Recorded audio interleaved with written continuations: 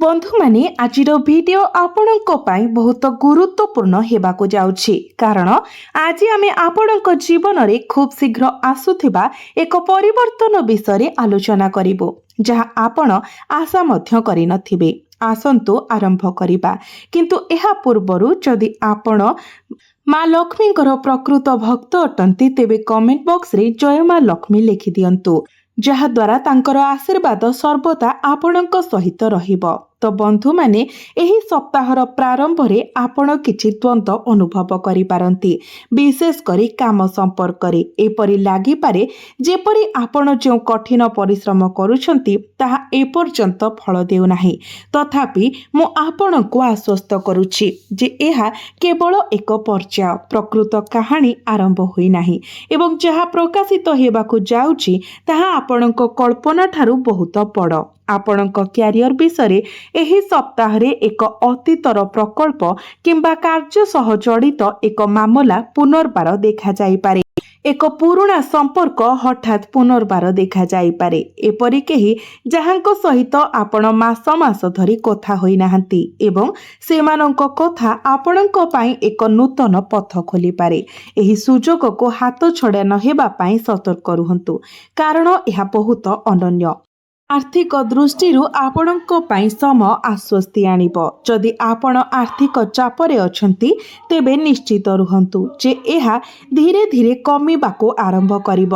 तथापि आपणको गोटिए कथा मने रखिबाको पड़िब, तरबरिया भावरे कोनोसी बड़ निष्पत्ति नियंतु नाही, विशेष करी आर्थिक कारोबार विषय कारण देखाणिया प्रतारणापूर्ण होई पारे। एबे प्रेम एवं संपर्क विषय कथा हेबा। एही सप्ताह रे किछि भाव प्रवण उत्थान पतन होई पारे। जदि आपण एक संपर्क रे अछंती तेबे किछि प्रारंभिक भूल बुझामणा होई पारे। तथापि सप्ताहटी आगकू बढ़िबा सहित जोगाजोग खोलिब एवं दीर्घ अकथित विषय गुड़िक शेष प्रकाश पाइब। जो माने अविवाहित अछंती सेमानंक पई एक आकर्षणीय संकेत अछि। केही जणे नूतन व्यक्ति आपणक जीवन रे प्रवेश करि पारंती। एही परिचय साधारण उपाय नुहे बरं एपरि स्थान रे हेब जहा आपण अति कम रे आशा करंती। हुए तो एक सामाजिक समावेश रे किंबा जणे पुराना बंधुंक माध्यम रे। एबे मु आपणको एही वीडियो तयारी हेबार प्रकृत कारण कहिबी। एही सप्ताहर शेष आडकू संध्यारे एक घटना घटिब जहा आपणकर समग्र सप्ताहर गतिपथ को बदलाई देब। एहा एक सामान्य कथा हेब नाही, एहा एक मोड़ हेब। हुए तो आपणक परिवार सहित जड़ित किंबा आपण दीर्घ समय धरी अपेक्षा करिथिबा खबर सहित जड़ित, किंतु सबुठारु गुरुत्वपूर्ण अंश आसीबाको बाकी अछि कारण एही मोड़ पछरे आपणक राशि पई निर्दिष्ट एक गभीर चिन्ह लुचि रहिछि, एक संकेत जहा आपणको आगामी 6 मासर दिग को बुझिबारे साहाय्य करिब। जदि आपण भिडियोटी को एपर्यंत देखिछंती तेबे कमेंट बॉक्स रे जय माँ दुर्गा अवश्य लिखंतु। परिवार विषय एही सप्ताह रे एक पुराना प्रसंग आलोचना पाई पुनर्बार उठी पारे। आपण प्रारंभ रे जणे वयस्कंक परामर्श को नापसंद करि पारंती किंतु परे सेमाने केते ठीक थिले ताहा बुझी पारिबे। एही सप्ताह रे परिवार सहित समय बिताइबा अत्यंत गुरुत्वपूर्ण कारण आपण वर्तमान जो बंधन तयारी करूछंती ताहा भविष्यत रे एक दृढ़ समर्थन प्रणाली भाबरे कार्य करिब। स्वास्थ्य दृष्टि आपण सामान्य थक्कापण किंबा निद्रार अभाव अनुभव करि पारंती, विशेष करी सप्ताहर मध्य भागरे। तेणु दयाकरी आपणकर खाद्य एवं विश्राम प्रति ध्यान दियंतु। प्रत्येक चैलेंज रो सम्मुखीन हेबा पई उपयुक्त शक्ति पई माँ दुर्गा को प्रार्थना करंतु। एबे मु सेही गुप्त संकेत प्रकाश करूछि जहा एही संपूर्ण सप्ताहर सार को बुझाए। बंधु माने ग्रह संरचना सूचाई दिए जे एही समय आपणक पई एक नवजागरण सदृश अतीत रे छाड़ी जाइथिबा जिनिस गुड़िक पुनर्बार देखाजिब, किंतु एथर एक नूतन रूपरे एक नूतन सुजोग सहित। आपणको केवल एक प्रकृत सुजोग एवं एक भ्रम मध्यरे पार्थक्य करबाको पड़िब। एहिठारे कहानीटी गभीर हुए ସେଇ ସନ୍ଧ୍ୟା ମୁହୂର୍ତ୍ତ ପରେ ଘଟୁଥିବା ଘଟଣା କେବଳ ଏହି ସପ୍ତାହ ପର୍ଯ୍ୟନ୍ତ ସୀମିତ ରହିବ ନାହିଁ। ଏହା ଆଗାମୀ ମାସ ପାଇଁ ମୂଳଦୁଆ ସ୍ଥାପନ କରିବ। ଏହା କିପରି ହେବ ଏବଂ ଏହା ଆପଣଙ୍କ କ୍ୟାରିୟର ଏବଂ ସମ୍ପର୍କ ଉପରେ କ'ଣ ପ୍ରଭାବ ପକାଇବ, ଆମେ ଏହାକୁ ବିସ୍ତୃତ ଭାବରେ ଅନୁସନ୍ଧାନ କରିବୁ। ବନ୍ଧୁମାନେ, ଆମେ ସେହି ନିର୍ଦ୍ଦିଷ୍ଟ ସନ୍ଧ୍ୟା ବିଷୟରେ ଆଲୋଚନା କରୁଥିଲୁ ଯାହା ଆପଣଙ୍କର ସମଗ୍ର ସପ୍ତାହର ଗତିପଥ ପରିବର୍ତ୍ତନ କରିବାକୁ ନିର୍ଦ୍ଦିଷ୍ଟ। ଆସନ୍ତୁ ଆମେ ଏହି ଆଲୋଚନା ଜାରି ରଖିବା ଏବଂ ଆପଣଙ୍କ ରାଶି ସହିତ ଜଡ଼ିତ କିଛି ଗଭୀର ସଂକେତ ଅନୁସନ୍ଧାନ କରିବା। ପ୍ରକୃତରେ ଏହି ସନ୍ଧ୍ୟାରେ ଘଟୁଥିବା ଏକ ଘଟଣା ସିଧାସଳଖ ଆପଣଙ୍କ କ୍ୟାରିୟର ସହ ଜଡ଼ିତ ହୋଇପାରେ। ଆପଣଙ୍କ କର୍ମକ୍ଷେତ୍ରରେ ଏକ ଅପ୍ରତ୍ୟାଶିତ ନିଷ୍ପତ୍ତି ନିଆଯାଇପାରେ ଯାହା ଆପଣଙ୍କୁ ପ୍ରଭାବିତ କରେ।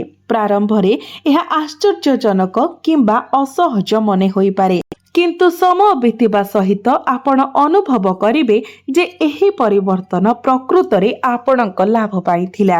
ଯଦି ଆପଣ ଚାକିରି ପରିବର୍ତ୍ତନ ବିଷୟରେ ଚିନ୍ତା କରୁଛନ୍ତି, ତେବେ ଏହା ଏକ ଗୁରୁତ୍ୱପୂର୍ଣ୍ଣ ସମୟ, କାରଣ ଏହି ସପ୍ତାହରେ ଏକ ଅପ୍ରତ୍ୟାଶିତ ପ୍ରସ୍ତାବ ଆପଣଙ୍କ ପାଖକୁ ଆସିପାରେ, ସମ୍ଭବତଃ ଜଣେ ପରିଚିତ ବ୍ୟକ୍ତିଙ୍କ ମାଧ୍ୟମରେ। ତେଣୁ ଆପଣଙ୍କର ପୂର୍ବରୁ ଥିବା ସମ୍ପର୍କମାନଙ୍କ ସହିତ ଯୋଗାଯୋଗରେ ରୁହନ୍ତୁ, କାରଣ ନେଟୱାର୍କିଂ ଆପଣଙ୍କ ପାଇଁ ବହୁତ ଉପଯୋଗୀ ପ୍ରମାଣିତ ହେବ।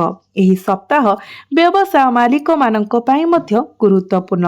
ଯଦି ଆପଣ ଏକ ନୂତନ ନିବେଶ ବିଷୟରେ ଚିନ୍ତା କରୁଛନ୍ତି, ତେବେ ପ୍ରଥମେ ବିରାମ ନିଅନ୍ତୁ ଏବଂ ସମସ୍ତ ଆବଶ୍ୟକୀୟ ସୂଚନା ସଂଗ୍ରହ କରନ୍ତୁ, କାରଣ ଏକ ତରବର ନିଷ୍ପତ୍ତି କ୍ଷତିର କାରଣ ହୋଇପାରେ। ତଥାପି ମାସର ଶେଷ ସୁଦ୍ଧା ଏକ ମହାନ ସୁଯୋଗ ଆସିପାରେ। ଆପଣଙ୍କୁ କେବଳ ଧୈର୍ଯ୍ୟ ରଖିବାକୁ ପଡ଼ିବ। ଏବେ ଆସନ୍ତୁ ଆର୍ଥିକ ବିଷୟରେ ଆଲୋଚନା କରିବା। ସପ୍ତାହର ମଧ୍ୟଭାଗରେ ଆପଣ ଏପରି ଖବର ପାଇପାରନ୍ତି ଯାହା ଆପଣଙ୍କର ଆର୍ଥିକ ଚାପକୁ କମ୍ କରିଥାଏ। ହୁଏତ ଏକ ପୁରୁଣା ବକେୟା ଦେୟର ପୁନରୁଦ୍ଧାର କିମ୍ବା ଏକ ନିର୍ଦ୍ଦିଷ୍ଟ ଯୋଜନା ସହିତ ଜଡ଼ିତ ଲାଭ। ମା ଲକ୍ଷ୍ମୀଙ୍କର ଆଶୀର୍ବାଦ ବର୍ତ୍ତମାନ ଏକ ବିଶେଷ ଉପାୟରେ ଆପଣଙ୍କ ଉପରେ ଝଲସୁଛି। ଆପଣଙ୍କୁ କେବଳ ଆପଣଙ୍କ ଖର୍ଚ୍ଚ ଉପରେ କିଛି ନିୟନ୍ତ୍ରଣ ରଖିବାକୁ ପଡ଼ିବ। ତେବେ ମୁଁ ପୂର୍ବରୁ ଉଲ୍ଲେଖ କରିଥିବା ଘଟଣା, ସନ୍ଧ୍ୟାରେ ଘଟିଥିବା ଘଟଣା ଆପଣଙ୍କର ବ୍ୟକ୍ତିଗତ ସମ୍ପର୍କକୁ ମଧ୍ୟ ପ୍ରଭାବିତ କରିବ। ଯଦି ଆପଣ ବର୍ତ୍ତମାନ କାହା ସହିତ ମତଭେଦରେ ଅଛନ୍ତି, ତେବେ ଏହି ସପ୍ତାହରେ ସମାଧାନ ପାଇଁ ଏକ ଭଲ ସୁଯୋଗ ପ୍ରଦାନ କରେ। ଆପଣଙ୍କୁ ଆଗୁଆ ପଦକ୍ଷେପ ନେବାକୁ ପଡ଼ିବ, କାରଣ ଅନ୍ୟ ବ୍ୟକ୍ତି କଥା ହେବାକୁ ଚାହୁଁଛି କିନ୍ତୁ ହୁଏତ ସଂକୋଚ କରୁଛି। ବିବାହିତ ଦମ୍ପତିଙ୍କ ପାଇଁ ଏହି ସପ୍ତାହ ପରସ୍ପରକୁ ଭଲ ଭାବରେ ବୁଝିବାର ସମୟ। ସାମାନ୍ୟ ବିଷୟ ଉପରେ ଯୁକ୍ତିତର୍କ ହୋଇପାରେ, କିନ୍ତୁ ମୂଳ କାରଣ ଅନ୍ୟ କିଛି ହୋଇପାରେ। ହୁଏତ କାର୍ଯ୍ୟ ସମ୍ବନ୍ଧୀୟ ଚାପ କିମ୍ବା ଭବିଷ୍ୟତ ବିଷୟରେ ଚିନ୍ତା। ତେଣୁ ଖୋଲାଖୋଲି ଭାବରେ ଯୋଗାଯୋଗ କରନ୍ତୁ ଏବଂ ପରସ୍ପର ପାଇଁ ସମୟ ବାହାର କରନ୍ତୁ। ବର୍ତ୍ତମାନ ମୁଁ ଏହି ସପ୍ତାହ ସମ୍ବନ୍ଧିତ ମୁଖ୍ୟ ବିନ୍ଦୁ ବାଟିବାକୁ ଚାହେଁ। ସେହି ସନ୍ଧ୍ୟାର ଘଟଣାଟି ପ୍ରକୃତରେ ଆପଣଙ୍କୁ ନିଜେ ନେବାକୁ ଥିବା ନିଷ୍ପତ୍ତି ସହିତ ଜଡ଼ିତ। ଏହା ଏକ ହଁ କିମ୍ବା ନା ଉତ୍ତର ଆବଶ୍ୟକ କରୁଥିବା ମୁହୂର୍ତ୍ତ ହେବ ଏବଂ ଆପଣଙ୍କର ପ୍ରତିକ୍ରିୟା ଆଗାମୀ ମାସଗୁଡ଼ିକର ଦିଗ ନିର୍ଣ୍ଣୟ କରିବ। ତଥାପି ବିଚାର କରିବାକୁ ଏକ ଗୁରୁତ୍ୱପୂର୍ଣ୍ଣ ଦିଗ ଅଛି। ଏହି ନିଷ୍ପତ୍ତି ସହିତ ଏକ ଭାବପ୍ରବଣ ଉପାଦାନ ଜଡ଼ିତ। ଏଥିରେ ଜଣେ ପ୍ରିୟଜନ, ପରିବାରର ସଦସ୍ୟ କିମ୍ବା ଜଣେ ନିକଟତମ ବନ୍ଧୁ ସାମିଲ ହୋଇପାରନ୍ତି ଏବଂ ଏହିଠାରେ ଆପଣଙ୍କର ଜ୍ଞାନ ଏବଂ ଧୈର୍ଯ୍ୟର ପରୀକ୍ଷା ହେବ। ପରିବାର ବିଷୟରେ କହିବାକୁ ଗଲେ, ଏହି ସପ୍ତାହରେ ଘରେ ଏକ ଶୁଭ ଘଟଣା ବିଷୟରେ ଆଲୋଚନା ହୋଇପାରେ, ଯେପରିକି ପରିବାରର ଏକ ସମାବେଶ କିମ୍ବା କିଛି ଭଲ ଖବର। ଏକ ସକାରାତ୍ମକ ପରିବେଶ ରହିଲେ ମଧ୍ୟ ଏକ ଛୋଟ ମତଭେଦ ସୃଷ୍ଟି ହୋଇପାରେ, ଯାହା ତୁରନ୍ତ ସମାଧାନ କରିବାକୁ ପଡ଼ିବ।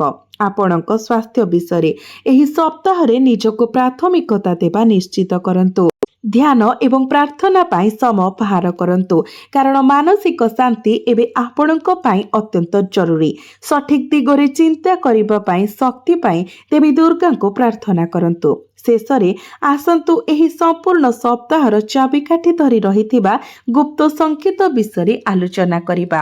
ଗ୍ରହ ଗୋଚର ସୂଚାଇ ଦିଏ ଯେ ଏହା ଏକ ପସନ୍ଦ କରିବାର ସମୟ। ଆପଣଙ୍କୁ ପ୍ରଥମ ନଜରରେ ସମାନ ଦେଖାଯାଉଥିବା ବିକଳ୍ପ ଗୁଡ଼ିକ ମଧ୍ୟରୁ ଗୋଟିଏ ପଥ ବାଛିବାକୁ ପଡ଼ିବ। तथापि सेमानंकर प्रभाव संपूर्ण भिन्न हेब।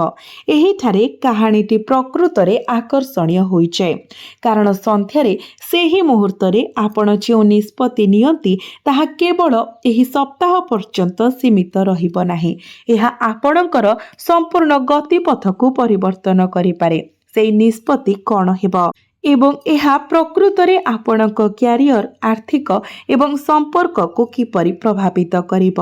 बंधु माने एपर्यंत आमे एक प्रमुख निष्पत्ति सहित जड़ित से गुरुत्वपूर्ण संध्या विषय आलोचना करिछु। आज आमे सेही निष्पत्ति को आहुरी गभीर भावरे खोलताड़ करिबु जहा आपणक पथ निर्णय करिब। प्रकृतरे ग्रह संरचना स्पष्ट भावरे सूचाई दिए जे एही निष्पत्ति आपणक भितरु आसीब, बाह्य चापर नुहे। अन्य शब्दरे केही आपणको बाध्य करिबे नाही, बरं आपण निजे निष्पत्ति नेबाको पड़िब जे केउ पथ आपणाइबे, स्थिरतार पथ किंबा नूतन सुजोगर पथ। आपणक क्यारियर संपर्क रे एही पसंदरे एक प्रस्ताव सामिल होई पारे जहा अधिक दायित्व एवं कठिन परिश्रम को अंतर्भुक्त करे किंतु अधिक सम्मान एवं स्वीकृति मध्य आनी थाए। प्रारंभ रे एही प्रस्तावटी कष्टकर मने हुए कारण एथिपाई आपणक आराम क्षेत्ररू बाहर को पाद देबाको पड़िबो। किंतु मने रखंतु सर्वदा जणे व्यक्तिर आराम क्षेत्र बाहरे महान सफलता मिली थाए। एही सप्ताह वर्तमान चाकरी खोजुथुबा लोकंको पाई मध्य आशा आनी थाए। सप्ताहर शेष भागरे एक साक्षात्कार किंबा बैठक स्थिर करा जाई पारे जहा दीर्घकालीन भावरे अत्यंत लाभदायक प्रमाणित हुए। केवल निश्चित करंतु जे आपण संपूर्ण प्रस्तुत अछंती। जेतेबेले आर्थिक कथा आसे एही पसंद आपणक निवेश सहित जड़ित होई पारे। आपणक सामने दुईटी विकल्प होई पारे, गोटिए जहा सुरक्षित किंतु धीर अभिवृद्धि प्रदान करे एवं अन्यटी जहा किछि विपद बहन करे किंतु द्रुत रिटर्न प्रतिश्रुति दिए। देवी लक्ष्मी कृपारू एही समय आपणक विचार तीक्ष्ण हेब। केवल आपणक अंतरर स्वर शुणंतु एवं एहा आपणको सठिक दिगरे मार्गदर्शन करिब। जदि आपण एपर्यंत देखिछंती दयाकरी कमेंट बॉक्स रे जय मां लक्ष्मी जय मां दुर्गा अवश्य लिखंतु। एबे आसंतु प्रेम एवं संपर्क विषय कथा हेबा। बंधु माने एही पसंद आपणकर व्यक्तिगत जीवन रे मध्य प्रतिफलित हेब। आपणको एक संपर्क रे आगको बढ़िबा विषय निष्पत्ति नेबाको पड़ी पारे। यह विवाह किंबा नूतन प्रतिबद्धता संबंधी हेउ एही सप्ताह रे होइथिबा जे कोनोसी आलोचना बहुत गुरुत्वपूर्ण प्रमाणित हेब। अविवाहित मानक पाई पूर्वरु उल्लेख करा जायथिबा व्यक्तिंक सहित आलोचना एही सप्ताह रे गभीर होई पारे। प्रारंभिक द्विधा धीरे धीरे कमी जीव जहा संजोगर एक स्वाभाविक भावना को स्थान देव। तथापि तरबरिया हुअंतु नाही, जिनिस गुड़िकु निज गति रे प्रकाश करबाको दियंतु। एबे मु बुझाउछि जे एही पसंद प्रकृत रे कोन। बंधु माने यह केवल क्यारियर किंबा टंका विषय नुहे, यह आपणक आत्मविश्वास सहित गभीर भावरे जड़ित। यह निजको प्रमाण करिबार मुहूर्त जे आपण कल्पना करिबा अपेक्षा बहुत अधिक सक्षम। किंतु एही पसंद सहित एक गुरुत्वपूर्ण सतर्कता जड़ित अछि। जदि आपण भयरे पछको हटिबाको निष्पत्ति नियंती तेबे आगामी मास गुड़िकरे आपण अनुताप करिपारंती। तेनु जेतेबेले एही मुहूर्त आसीब आपणकर साहस को जुटाई दियंतु। परिवार विषय परिवारर जड़े सदस्यंकर परामर्श एही सप्ताह रे बहुत मूल्यवान होई पारे। एहा प्रथमे अजब लागिपारे किंतु परे आपण एहा पछरे थिबा सत्य को अनुभव करिवे। आपणकर वयस्क लोकंक कथा को अणदेखा करंतु नाही। आपणक स्वास्थ्य पई एही सप्ताह रे निज उपरे विश्वास रखंतु। चाप को आपणक उपरे भाराक्रांत हेबाको दियंतु नाही। जोग एवं प्राणायाम को आपणकर दैनंदिन कार्य रे शामिल करंतु। एबे से गुप्त संकेत विषय आलोचना करिबा। बंधु माने ग्रह मानकर गति सूचाई देउछि जे एहा आपणक साहस परीक्षा करिबार समय। जो माने एही सुजोग को ग्रहण करंती सेमानक पई आगामी 6 मास प्रकृत रे महान प्रमाणित हेब। तथापि जो माने भयरे पछघुंच दियंती सेमानंकु आउ टिके अधिक समय अपेक्षा करिबाको पड़ी पारे। ଏବଂ ବର୍ତ୍ତମାନ ଆମେ ସେହି ମୁହୂର୍ତ୍ତରେ ପହଞ୍ଚିଛୁ ଯାହାକୁ ଆପଣ ଅପେକ୍ଷା କରିଥିଲେ। ବନ୍ଧୁମାନେ, ସେହି ସନ୍ଧ୍ୟା, ସେହି ନିଷ୍ପତ୍ତି ଏବଂ ଏହାର ପ୍ରକୃତ ପରିଣାମ।